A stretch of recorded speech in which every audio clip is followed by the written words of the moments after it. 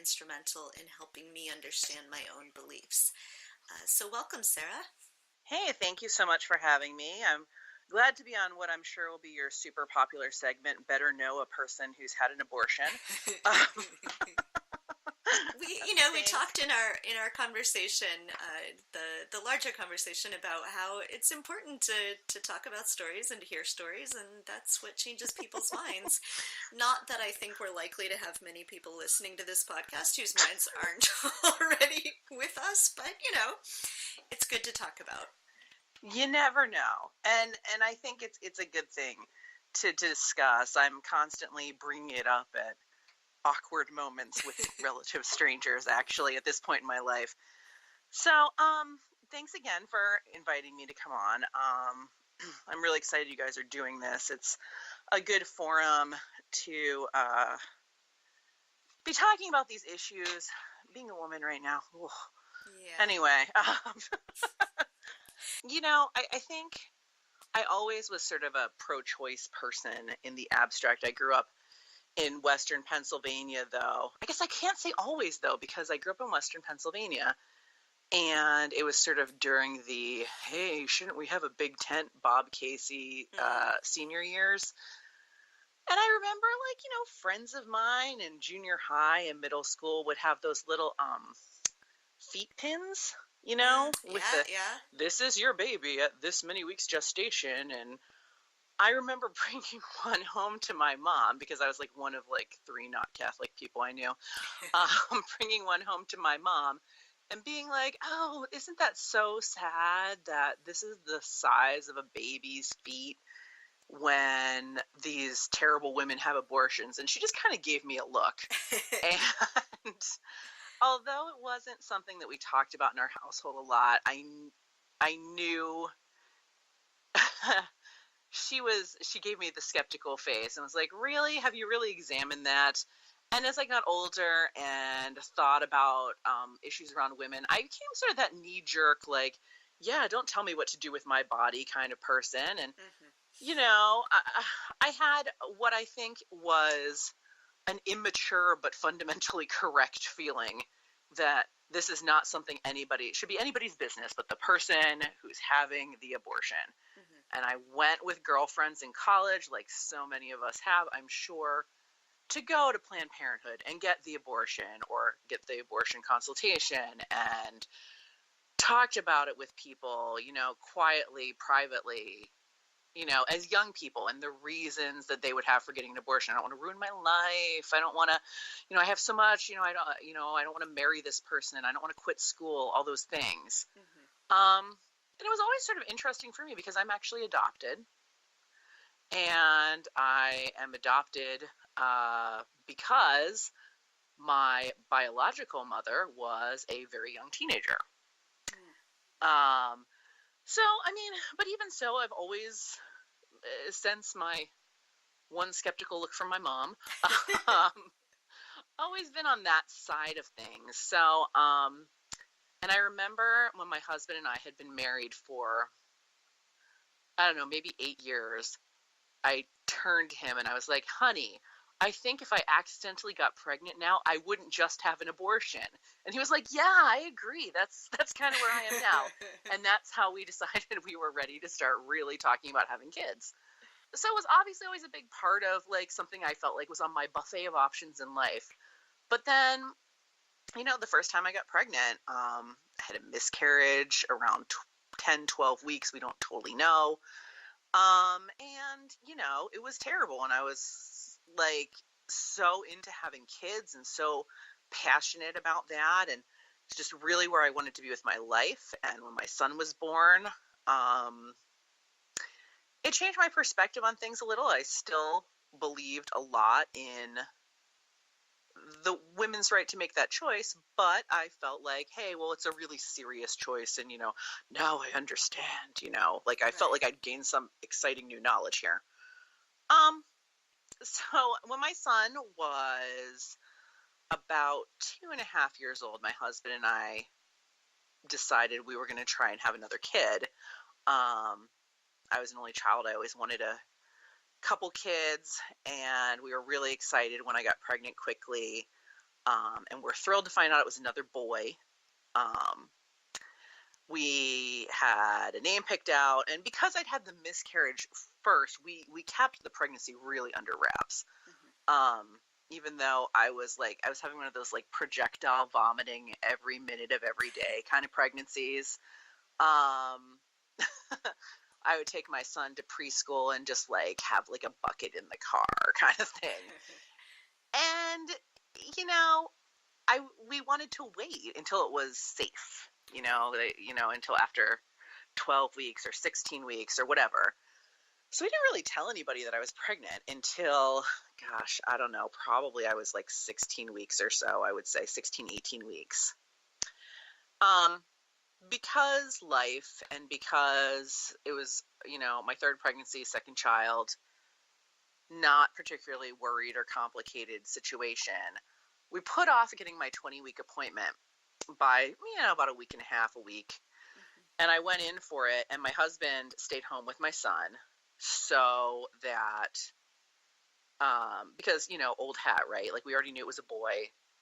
It's just the anatomy scan, which if anybody's ever listening has been pregnant, you do the 20-week anatomy scan, and they go through organ by organ and body part by body part, measuring, checking everything out, just making sure there's nothing weird going on. They've already done genetic testing in most cases, especially with old ladies like me.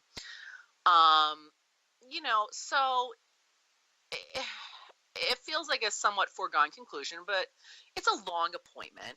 Yeah. So I'm in the room with the sonogram technician, and she's acting really normal, and she says, just don't put any clothes on yet, though. So just hang out for a second. I'm just going to go grab the doctor. And, having had a miscarriage before that was discovered during an early sonogram, I was like, oh no, something's going on. But I can feel the baby moving because I was that far along. You can feel the baby at that point. I'm like, it can't be that bad. I've already had all the genetics are fine. What could be wrong? We went to, the doctor rushed in and said, I have to send you right away to another wing of the hospital. You need to go right now to the maternal fetal medicine specialist who's on call. Ask them to see you. They need to do another sonogram, and they need to figure that you probably need to be admitted to the hospital, so you need to call your husband. The gist of it was that the fluid that should be surrounding a baby, basically until you give birth, there wasn't any. Now, we don't really know what happened. I spent the next 3.5 days in the hospital. The problem is that because we don't know what happened, and in most cases like this, they really don't know what happened. I didn't have like a ruptured membrane or anything where my quote unquote water broke. We just don't know. And I spent the next 3.5 or so days in the hospital on oxygen, getting fluids that puff me up like a balloon, having nurses come in, check me out, feel the baby, make sure he was still moving around. And as the days went on, there was this one nurse who was like, listen, this baby is moving around so much. There's nothing that can be wrong with this baby that can't be fixed. Like, he's moving around so much. It's crazy. And she's like, he's from the top of your stomach to the bottom, And we would laugh about it. And we were like, this has to be some kind of weird mistake. And I think by the last day, I was starting to feel like this definitely was not a weird mistake. Nothing was changing in the fluid. What they were fundamentally hoping to do was see if they could rehydrate me. I now know that there's nothing that's been really a successful treatment for this kind of problem. And the net result of this kind of problem is, again, if you've never been pregnant, or if you've had normally developing pregnancies, you may or may not know that when babies are in the womb, they use that fluid in the womb to help develop their lungs. And that forces all of the parts of their lungs to fully develop by having that fluid in there. That's the short version. Mm-hmm. And without it, the lungs will not be functional, and there's no like synthetic way to do that, short of a lung transplant, which can't be done on a baby at birth. Mm-hmm. So there have been cases where they've tried to put a baby in a coma at birth with this sort of condition, if they can get the baby to a point where that's a viable state, put the baby into a coma for a few months, and then see if they can find lungs small enough at some point. But it's not like really a recommended procedure, Right. obviously. It's painful. It's risky. It's expensive enough to bankrupt even the person with the nicest healthcare. And it's a real nightmare. It's a give up your job, give up your life, send your other kid to the grandparents, you live in a hospital now situation. And, the doctors gave us basically no hope to even get to that point, because at this point I was a little over 21 weeks, and it was just still too early. They said if I could get to 23 weeks, if we could rehydrate me and get me to 23 weeks, 24 weeks, maybe this would even be a possibility. So, at the end of the day, the doctor came in and told me, listen, your options are basically you wait, and either you lose the baby naturally at some point between now and the end of your pregnancy, or you give birth and the baby dies at birth. There's nothing that can be done, as far as we know, for you. Or the alternative is that you go and have a termination. And if you're going to do that, I suggest you do it soon. And my husband and I talked about it, and, we decided that, especially with another child in the mix, and he was only 2.5. I mean, how do you explain? Yeah. And also, I mean, like the nurse said, the baby was moving around.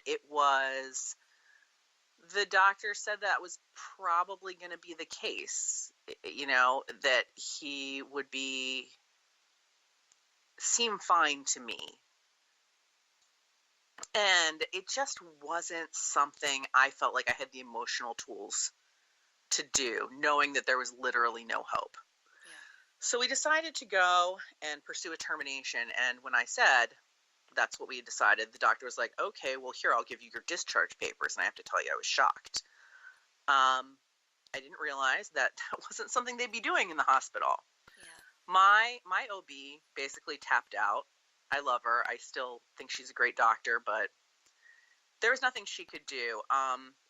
One thing that I found out since then is that late terminations, and that's basically anything past like 18 weeks, late terminations are kind of a medical specialty. Nobody wants to do them, even in states where they're legal. So my doctor had no experience doing them, and she was upfront with me about that. She said, I don't feel comfortable doing it. The doctor in the hospital wouldn't do it. He was not morally comfortable with it, for religious reasons. What state were you living in at the time? So I was living in New Jersey, which actually is kind of the dream, quote unquote dream state for a lot of key abortion rights for women, in that there's no restriction on dates with regard to termination. So basically,